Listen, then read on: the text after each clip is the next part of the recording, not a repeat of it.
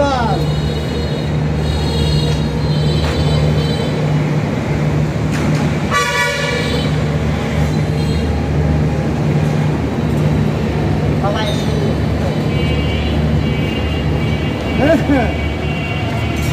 এখন যে খেলাটা দেখাবো খেলাটার নাম বডি ভাঙচুর। খেলাটার নাম বডি ভাঙচুর। খেলা দেখবেন, একটা জিনিস স্মরণ রাখবেন, আমার এই জায়গায় কেউ ওষুধ বড়ির আশায় ঘাড়েন না।